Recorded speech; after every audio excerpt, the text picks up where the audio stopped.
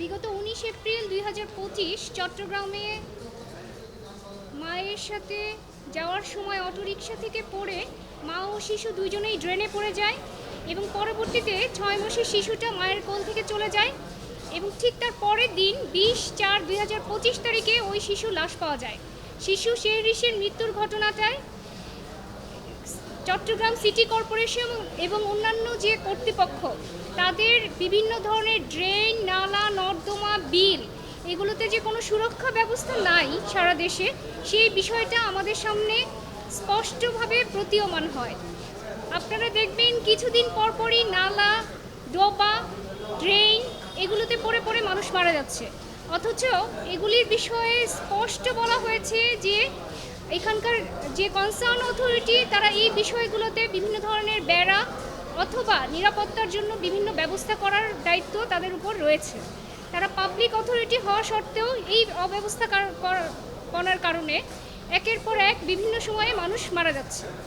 এই ছোট্ট শিশু শেহরিশের ঘটনাটা এই প্রথম না, এর আগেও 2021 সালে নগরীর মুরাদনগরের পা পিছলে মারা যান ব্যবসায়ী সালে আহমেদ, তার ডেড বডিটাও পাওয়া যায় না। পরবর্তীতে 27 সেপ্টেম্বর নালায় পড়ে অস্বাভাবিকভাবে মৃত্যু হয় ছাত্রী শেহরিন মাহমুদ সাদিয়ার। এই বিষয় নিয়ে উচ্চ পর্যায়ে তদন্ত কমিটি গঠন করা হয় এবং সেই সময়ে এই মৃত্যুর জন্য সিটি কর্পোরেশন এবং সিআইডির উন্মুক্ত খাল, নালায় নিরাপত্তা বেষ্টনীর সুপারিশ করা হয়, কিন্তু সেই সকল সুপারিশ আজ পর্যন্ত আলোর মুখ দেখেনি।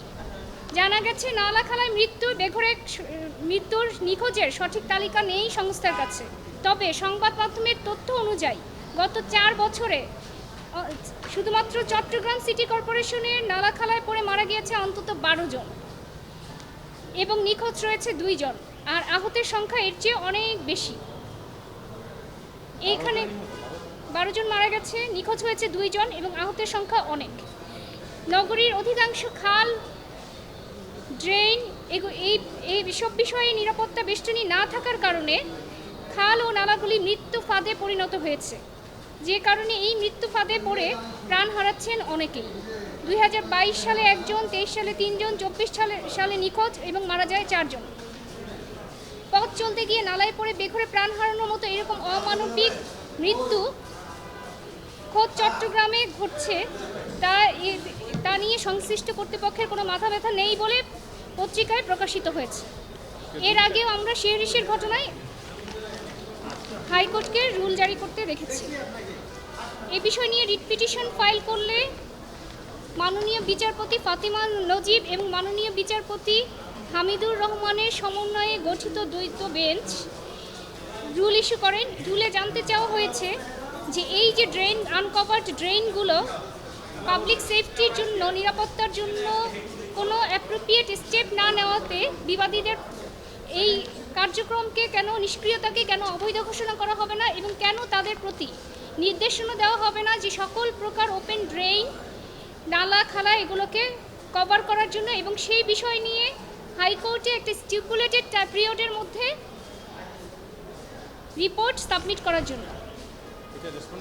এটার রেসপন্ডেন্ট রয়েছেন এলজিআরটি মন্ত্রণালয়, চট্টগ্রাম সিটি কর্পোরেশনের মেয়র, ম্যানেজিং ডিরেক্টর চট্টগ্রাম ওয়াসা, chairman Chattogram CDA, chairman local government engineering, deputy DC Chattogram এবং চিফ এক্সিকিউটিভ অফিসার চট্টগ্রাম। মোট 7 জনকে এই রিটে বিবাদী করা হয়েছে। 4 জুন ফাইল করা হয়েছে। এছাড়াও রিটে আমরা চেয়েছি যে সব ধরনের ঝুঁকিপূর্ণ জায়গার তালিকা প্রস্তুত করা হোক এবং আমরা কোর্টের কাছে আমাদের সাবমিশন ছিল যে নগর ব্যবস্থাপনার এমন ভয়াবহ ব্যর্থতার প্রতিচ্ছবি আমরা দেখতে চাই না। এই খোলা ড্রেন এবং অন্যান্য যে নালাগুলো আছে সেগুলির আমরা পর্যাপ্ত নিরাপত্তা চাই। আপনারা তো ফেয়ারে মূলত